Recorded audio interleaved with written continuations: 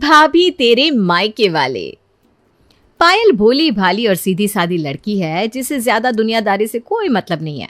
बचपन से वही कॉम्प्रोमाइज करती आ रही है। उसके भाई को पढ़ाने के लिए उसे छोटे स्कूल में पढ़ाया गया, फिर भी वो तो खुश रहती है, किसी से कुछ नहीं कहती। जैसे जैसे वो बड़ी हुई उसकी पढ़ाई छुड़ा दी गई ताकि उसके कॉलेज में थोड़ा बहुत जो फीस लगता है वो भी ना लगे।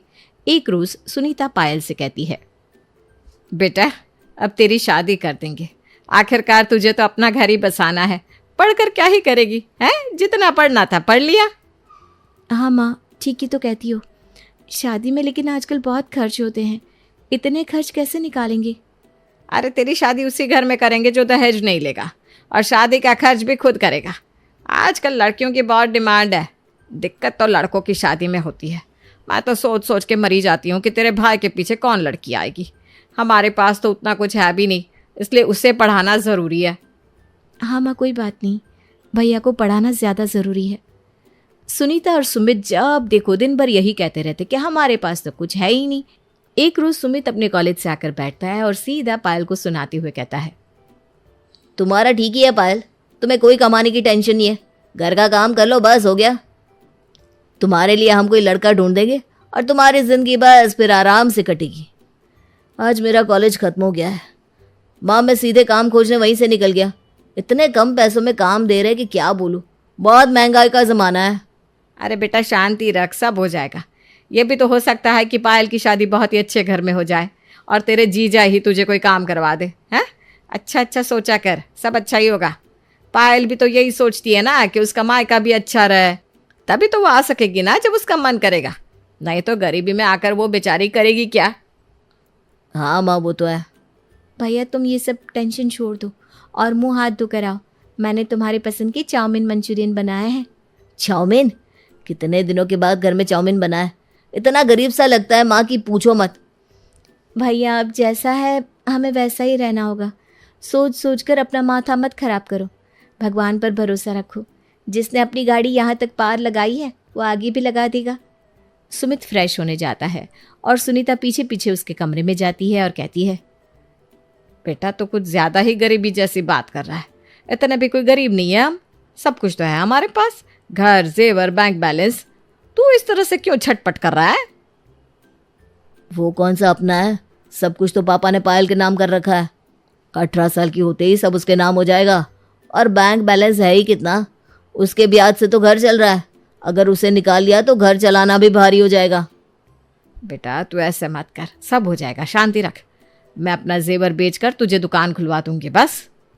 सुमित फ्रेश होकर चाउमीन और मंचूरियन खाकर सोने चला जाता है, लेकिन उसके दिमाग में कुछ कुछ चलने लगता है। वो सोचता है, पायल 18 साल की हो कि फौरन उसकी शादी करवा देनी चाहिए, वरना उसे ज़्यादा कुछ पता चला तो कहीं वो अपना हिस्सा लेने ना आ जाए। सुमित तुरंत उठता है और उसी वक्त शादी.com में पायल की प्रोफाइल बनाकर लड़के देखने लगता है।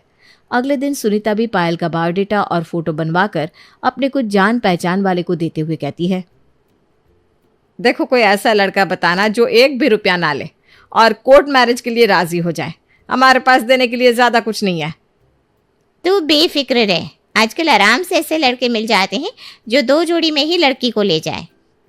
इधर आलोक जो कि पायल के स्कूल में उसका सीनियर रहता है, उसे छुप छुप कर प्यार करता है। उसे जैसे ही पता चलता है कि पायल के लिए उसके घर वाले लड़का देख रहे हैं तो वो सारी बातें अपनी माँ चंचल को बता देता है और चंचल आलोक का रिश्ता लेकर सुनीता के घर पहुँच जाती है। बहन जी, हमें कुछ नहीं चाहिए, बस अपनी बेटी को 2 जोड़े में विदा कर दीजिए, हमें कोई ऐतराज़ नहीं है, हमें पायल बहुत पसंद है, आप हमारे आलोक को चाहे तो देख सकती हैं। अरे बहन जी, हम तो कोर्ट मैरिज करेंगे, हमने तो यही सोचा है। अरे मुझे कोई आपत्ति नहीं है। लड़के को क्या देखना, हमें जैसा चाहिए था वैसा मिल गया, और क्या चाहिए। फिर भी आप लड़की की माँ हैं, एक बार आप देख लो। अरे देखना क्या है, हम कल ही कोर्ट मैरिज के लिए अप्लाई कर देते हैं, वही लड़के को देख लेंगे। हमारी पायल ना बहुत सीधी सादी है, कहीं भी एडजस्ट हो जाएगी। ठीक है, फिर चलते हैं, हम कोर्ट में मिलते हैं। अगले ही दिन सुमित कोर्ट में दोनों की शादी के लिए अप्लाई कर देता है और आलोक से मिल लेता है। 1 महीने के बाद दोनों की शादी हो जाती है और बिना कुछ दिए ही पायल को घर से विदा कर देते हैं। आलोक कोर्ट मैरिज के बाद एक रिसेप्शन पार्टी देता है जिसमें सुमित और सुनीता भी आते हैं। माँ पार्टी तो अच्छी खासी रखी है जीजू ने। हमारी पायल को घर अच्छा मिल गया, वो भी बिना दहेज के। ननद भी उसकी अच्छी लग रही है, पायल के आगे पीछे कर रही है। अच्छा ही है ना बेटा, हमारा झमेला खत्म हुआ, वरना हमेशा कभी कोई टेंशन तो कभी कोई। पार्टी एंजॉय करके सुनीता और सुमित सबसे मिलकर वापस अपने घर चले जाते हैं। इधर पायल को आलोक के घर वाले बहुत अच्छे और पूरे मन से एक्सेप्ट कर लेते हैं। पायल आलोक के घर में बहू नहीं बेटी की तरह रहने लगती है और नैना के साथ घूमने फिरने लगती है। एक दिन नैना पायल से कहती है, भाभी एक बात बताओ, आपको बुरा नहीं लगता आपके मायके वालों ने आपको शादी में कुछ भी नहीं दिया? नहीं दीदी, बुरा क्यों लगाना, जब मुझे पता है कि उनके पास देने के लिए ज़्यादा कुछ नहीं है। वो बहुत मुश्किल से हमारा घर चलता है, इसलिए तो मैं ज़्यादा पढ़ाई भी नहीं कर पाई। ओह अच्छा अच्छा। इधर सुमित को भी नौकरी लग जाती है और सुनीता उसके लिए लड़की देखने लगती है। सुमित सुनीता से कहता है, माँ मुझे बस 10,000 मिलते हैं, कौन लड़की भला इस घर में आएगी, खर्चा कैसे निकलेगा? अरे वो सब तू छोड़ दे, किसी को क्या पता कि तुझे कितने मिलते हैं। फिर जो इतना इंटरेस्ट आता है वो भी तो है, मैं सब देख लूँगी। तेरे पापा के इतने पॉलिसी चलाए हुए हैं, वो सब अभी पूरे होने वाले हैं, अच्छा खासा पैसा मिलेगा उससे। बस पायल से एक सिग्नेचर करवाना है। पायल को तो बॉटल में मैं उतारूंगा माँ।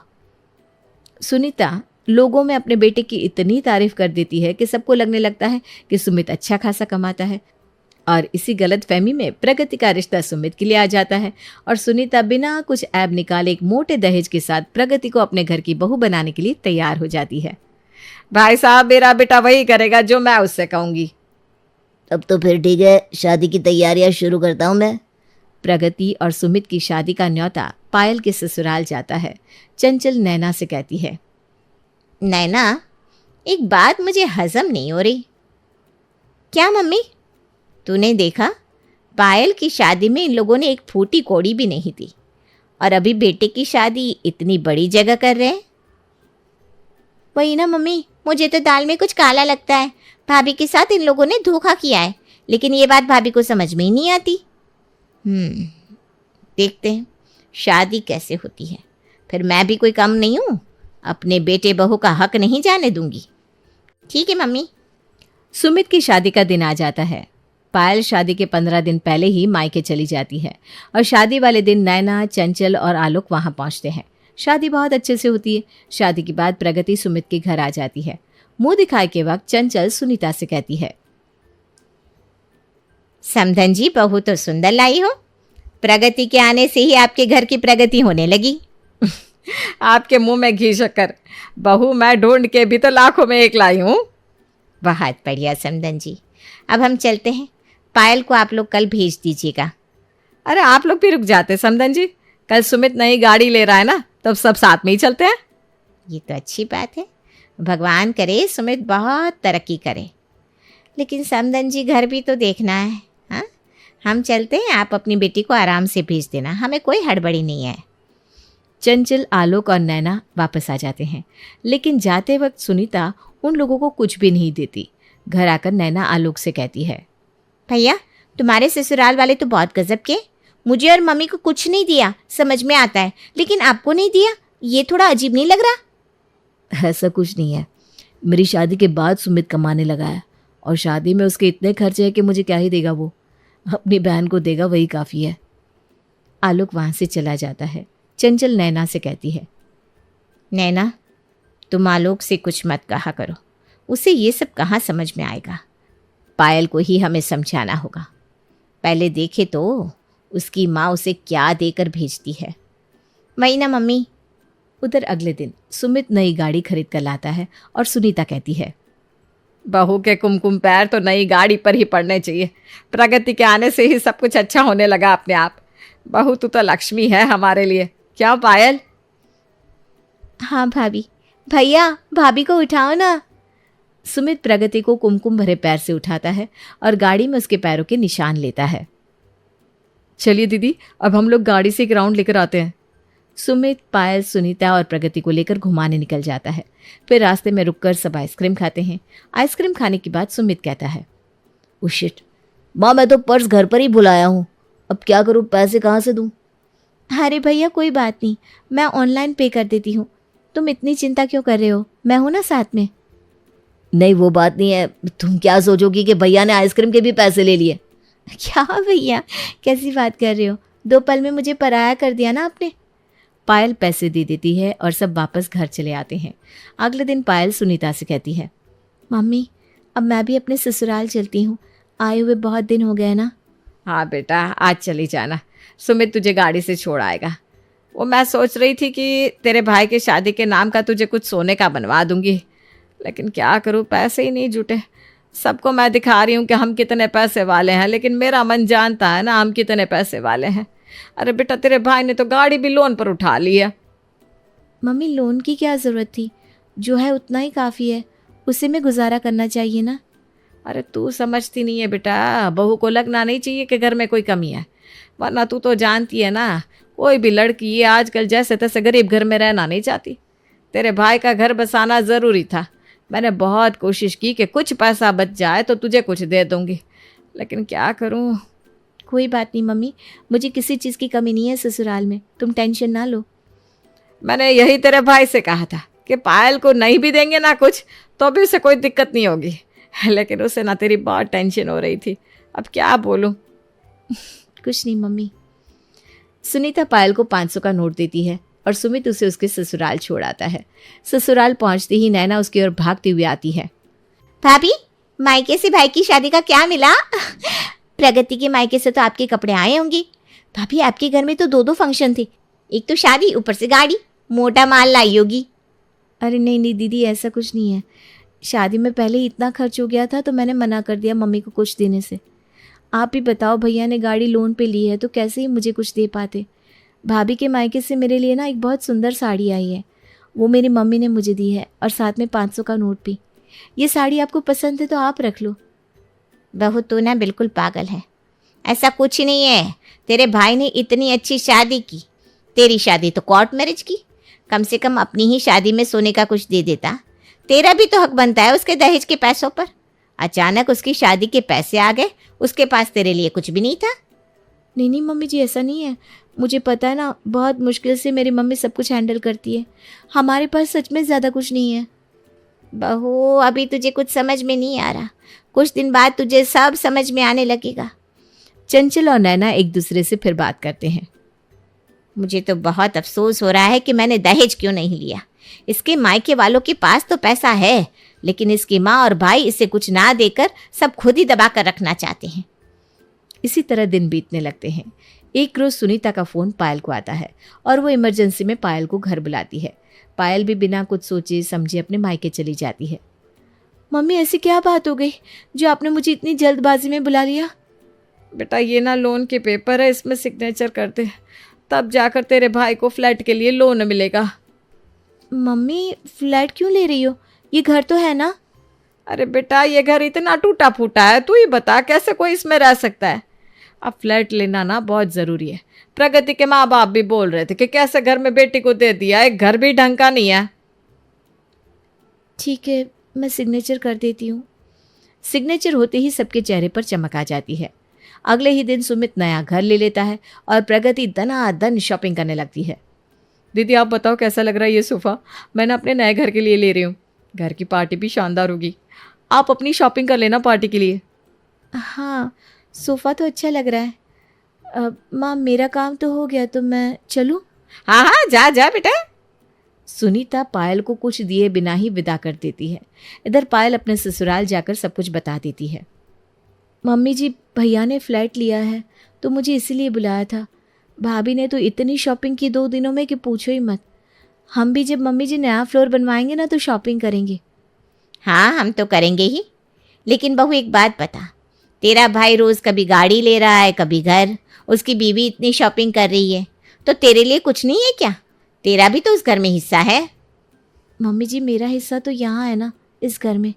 लड़की का सब कुछ शादी के बाद उसका ससुराल होता है ना। हाँ भाभी, होता है, लेकिन आपके मायके वालों ने आपके साथ धोखा किया है। फ्लैट का छोड़िए, आपके पुराने घर में तो आपको बराबर का हिस्सा मिलना चाहिए था। कल को आपके बच्चे होंगे, उसके सामने आपके मायके वालों की इज्जत क्या रहेगी? वो लोग बोलेंगे कि नानी ने कुछ दिया ही नहीं। दीदी, अभी तो भैया को इतना लोन भरना है। ये फ्लैट भैया ने लोन में लिया है, लोन के पेपर पर मैंने ही साइन किया है। क्या? अरे बहू, ऐसा नहीं होता, तुझे ये लोग बेवकूफ बना रहे हैं। एक बात बता, जब सब चीज के लिए लोन ले सकते हैं तो तेरी शादी के लिए क्यों नहीं लिया? तुझे हर बार तेरी माँ ये कह देती है कि बेटा दिक्कत है, बेटा दिक्कत है, तो तेरे भाई के लिए ऐसा क्यों नहीं? अब पायल के दिमाग में चंचल की बातें घूमने लगती है और वो अपनी माँ को फ़ोन करके कहती है, माँ, इस बार घर के ओपनिंग में मुझे एक सोने का चेन चाहिए। अरे बेटा, अभी तो कुछ भी नहीं है हमारे पास। घर का खर्चा भी बहुत मुश्किल से चल रहा है, सब कुछ फ्लैट में ही खर्च हो गया है। मम्मी जी और दीदी सही बोल रही थी। मम्मी ने हमेशा मेरे लिए ही कहा कि अभी नहीं हो सकता। शादी के लिए भी ऐसा ही घर देखा जहाँ दहेज ना लगे। इधर चंचल पेपर के सिग्नेचर का सच पता करने लगती है और भाग दौड़ करके पता लगा लेती है। ये तो बहू के पापा की प्रॉपर्टी है और बहू के नाम पर है, और ये लोग सारी प्रॉपर्टी अपने नाम करवाना चाहते हैं। अभी बताती हूँ। चंचल सारे पेपर लेकर पायल के पास जाती है और उसे सब दिखाती है। देख देख, तेरे भाई और माँ के कारनामे, तेरी ही संपत्ति है और तुझे ही कुछ देना नहीं चाहते। सब हजम करने पर तुले हैं। कोई लोन नहीं लिया तेरे भाई ने, तेरे पैसों से लिया है सब। अब तो अपना हक लेगी तू या अब भी नहीं? मम्मी जी, ये सब क्या है? मुझे यकीन नहीं हो रहा मेरे घर वाले मेरे साथ ऐसा कर सकते हैं। हमने तो पहले ही कहा था भाभी, लेकिन आप हमारी सुनती कहाँ हो? पायल अपनी माँ को फ़ोन करके सब कुछ बताती है। मम्मी, मुझे सब पता चल गया है। अब तुम खुद से ये फ्लैट मुझे दोगी या फिर मैं कोर्ट से ले लूँ? दीदी, आप ये सब क्या कह रही हो? सुमित और मम्मी जी आपसे कितना प्यार करते हैं। हाँ, वो मैं देख रही हूँ भाभी, कैसे अपने मतलब के लिए आप बोल रही है। बोलो मम्मी, क्या मैं कोर्ट में जाऊँ? अरे कैसी बात कर रही है बेटा, ये तेरा ही तो घर है।